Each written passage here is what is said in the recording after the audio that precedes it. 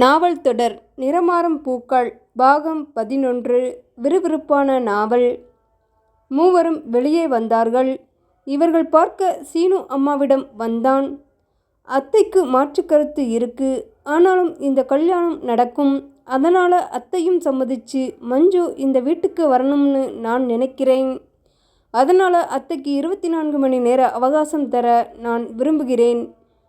அத்தை எதுவும் பேசாமல் இறுகிய முகத்துடன் நிற்க, மஞ்சு அப்பாவும் சித்தியும் குழப்பத்துடன் பார்க்க, அம்மா அவங்களுக்கு டிஃபனை கொடு, உன் டிஃபன் ரொம்ப ருசியாக இருக்குமே. மஞ்சு, நீ போய் அம்மாவுக்கு சமையல் கட்டில் உதவி செய். இனி இந்த வீட்டுக்கு நீ தானே வாழ வரப்போறே. அப்பா கோபமாக ஏதோ சொல்ல வர, அத்தை சட்டென அவர் கைகளை அழுத்தி பிடித்தாள். அப்பா நிமிர்ந்து பார்க்க, எதுவும் பேசாதே என அத்தை ஜாடை செய்தாள். மஞ்சு சமையல் கட்டுக்குள் புகுந்தாள். அத்தை என்ன செய்யணும்னு சொல்லுங்க. என்ன மாயம் செஞ்சீங்க 2 பேரும்? அவ பொட்டி பாம்பா அடங்கி இருக்கா? நான் சொல்கிறேன், இப்போ வேண்டாம். நாளைக்கு காலையில் நீங்கள் மட்டும் 9 மணிக்கு அம்மன் கோயிலுக்கு வாங்க, நிறைய பேசணும். சரிம்மா. அத்தை பொறுக்க முடியாமல் உள்ளே வர, என்ன வேணும் உங்களுக்கு? இது மாமியார் மருமகள் ஏரியா, மறுபடியும் நீங்கள் அடி வாங்கணுமா? அதை கேட்டதும் அத்தை கொதிநிலைக்கு வந்து விட்டாள். என்ன நினைப்பு உன் மனசில்? வீடியோவை உங்கள் தம்பி பார்க்கணுமா? மஞ்சு கேட்டதும் அத்தை சப்த நாடியும் ஒடுங்கி போக, வெளியே போங்க, இது எங்கள் சாம்ராஜ்யம், புரியுதா? அத்தை அவமானத்தின் உச்சத்தில் முகம் சிவக்க வெளியே போக, அம்மா தைலா நடுங்கி போய் மஞ்சுவை பார்த்தாள்.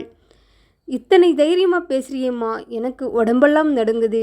அந்த அம்மா லேசுப்பட்டவை இல்லை. உன்னை கொல்லக்கூட முயற்சி செஞ்சிருக்கா மஞ்சு. நீ ரொம்ப ஜாக்கிரதையாக இருக்கணும். அத்தே, இத்தனை வருஷம் நீங்கள் அடிமையாக இருந்து அனுபவித்த சித்திரவதை போதாதா? இந்த குடும்ப நிர்வாகம் உங்கள் கைக்கு வரணும். நீங்கள் கொஞ்ச காலமாவது குடும்பத் தலைவியாக வாழணும். எனக்கு அந்த ஆசையெல்லாம் இல்லை மஞ்சு. என் குழந்தை சீனு அவன் மனசுக்கு பிடிச்ச பொண்ணோட ஆனந்தமாக வாழணும். அது நடந்தாலே போதும். மீதியை நாளைக்கு கோயிலில் பேசிக்கலாம்.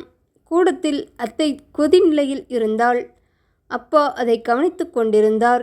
இருவரும் வந்தவர்களிடம் முகம் கொடுத்து பேசவில்லை.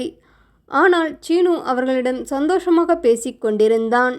அவர்களுக்கு மகன் இல்லை. அதனால் அன்பாக பழகும் சீனு மேல் அதிகமாக ஈடுபாடு வந்தது. டிஃபன் தயாராகிவிட்டது.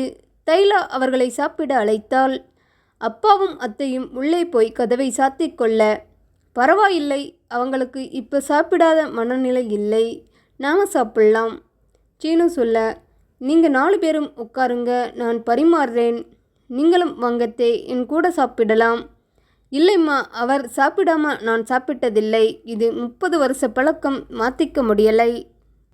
அவங்க 2 பேரும் என் மேலே உள்ள கோபத்தில் சாப்பிடவே இல்லைன்னா நீங்கள் நாள் முழுக்க பட்டினியாக இருப்பீங்களா அத்தை?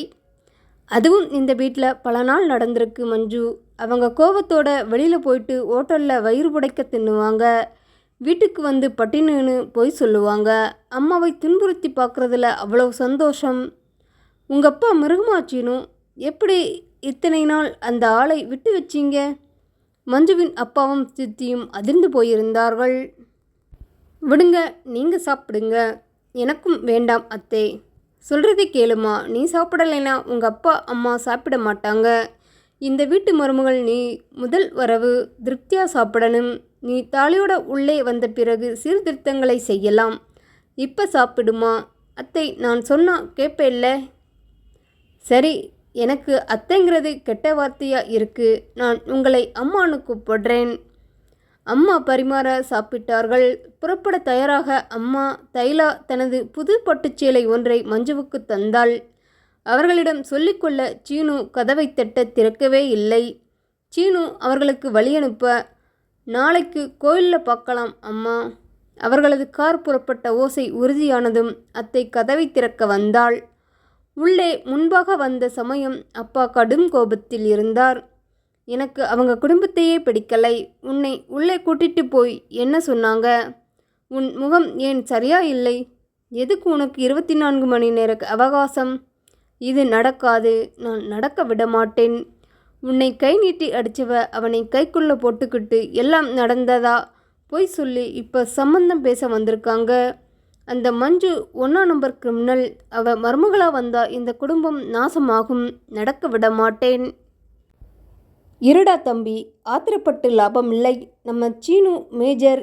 என்னை கை நீட்டி அடித்த அவ துணிஞ்ச கட்டை. எந்த எல்லைக்கும் அவனை கொண்டு போவா. மாலையும் கழுத்துமா வந்து நின்னா என்ன செய்வேன்? கழுத்தை பிடிச்சி வெளியில் தள்ளுவேன். இந்த வீடு என்னது? அவன் ஆட முடியாது. இல்லைடா, நான் நிர்வாகத்தை நடத்துகிறேன். ரேணு கல்யாண கடன் தீரலை. உன் ஒரு சம்பளத்தில் குடும்பம் நடத்துறது கஷ்டம். இதுநாள் வரைக்கும் சீனு கணக்கு கேட்காத காரணமாக அவன் சம்பளத்தில் குடும்பம் நடத்தி நான் பணத்தை சேமிக்கிறேன். நம்ம பாதுகாப்புக்கு இப்போ எதிர்த்தா எல்லாமே தப்பாகவும், அவள் உள்ளே வந்துட்டா அதை விட தப்பாகவும். இரப்பா, இப்போ சம்மதிக்காம நான் முரண்டு பிடிச்சா நாளைக்கே அவள் தாலியோடு வந்து நிற்பா. இப்போ நான் சம்மதிக்கிறேன். அப்புறமா நடக்க விடாமல் தடுக்க என்ன செய்யணுமோ அதை செய்யலாம். நான் பார்த்துக்கிறேன். வெளியே வந்தார்கள் இருவரும். 2 பேரும் சாப்பிட வாங்க. தைலா அழைக்க. தேவையில்லை, நாங்கள் கோயிலுக்கு போகிறோம். நீங்கள் வெளியில் சாப்பிட்டு எங்கள் அம்மாவை பட்டினி போடவா? வீடியோ பார்க்குறிய அத்தை? என்ன வீடியோ? அப்பா கேட்க அத்தை முகம் வெளிரியது. விசு, நாம் இங்கேயே சாப்பிடலாம். தைலாவை பட்டினி போட்ட பாவம் எனக்கு அதுக்கு. எடுத்து வை. அப்பா குழப்பத்துடன் சாப்பிட உட்கார்ந்தார். சீனு முகத்தில் வெற்றி புன்னகை. அத்தே, 24 மணி நேரத்தில் 1 மணி நேரம் கடந்தாச்சு. உன் கவுண்டவுன் ஆரம்பமாயிடுச்சு சொல்லிவிட்டு உள்ளே போக அத்தை சாப்பிட பிடிக்காமல் சாப்பிட்டாள். மகனை பின்தொடர்ந்து அம்மா வர, இப்போ எதுவும் கேட்காதே. நாளைக்கு கோயிலில் மஞ்சு உனக்கு எல்லாம் சொல்லுவா. அம்மாவுக்கு கொஞ்சம் சந்தோஷமும் நிறைய பயமும் இருந்தது.